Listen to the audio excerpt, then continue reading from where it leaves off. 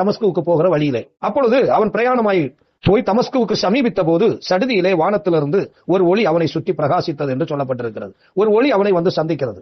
இதுவரையிலும் அவன் ஒரு ஒளியினால் சந்திக்கப்பட்டவனாய் இருக்கவில்லை. இப்பொழுது ஒரு ஒளி வானத்திலிருந்து அவனை நோக்கி வந்திருக்கிறது, அவனை சுற்றி வட்டமிட்டிருக்கின்றது.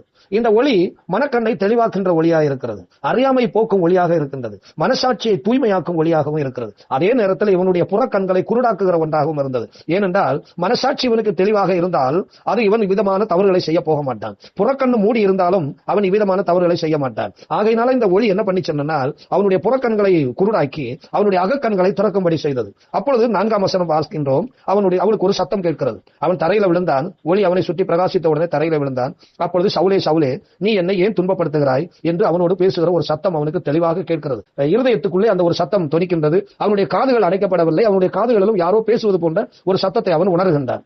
அந்த சத்தம் அவனுக்கு கேட்கின்றது. அவனுடைய பெயரை சொல்லி அழைக்கின்ற ஒரு சத்தம் வானத்திலிருந்து வருகிறது. அப்பொழுது 5ஆம் வசனத்திலே நாம் பார்க்கிறோம், அதற்கு அவன் ஆண்டவரே நீர் யார் என்று அவன் கேட்கிறான். இயேசு கிறிஸ்து தம்மை குறித்து அங்கு வெளிப்படுத்துகிறார். அதற்கு கர்த்தர், நீ துன்பப்படுத்துகிற இயேசு நானே, முள்ளில் உதைக்கிறது உனக்கு கடினமாம் என்றார். அதாவது இயேசு கிறிஸ்து சொல்லுகின்றார், இயேசு தம்மை அறிவிக்கின்றார், முள்ளில் உதைத்தால் என்ன நடக்கும் என்று உனக்கு தெரியுமில்லப்பா, நீ ஏன் முள்ளில் உதைச்சிட்டு இருக்கிற என்று சொல்லி அந்த சத்தம் அவனோடு பேசுகிறது.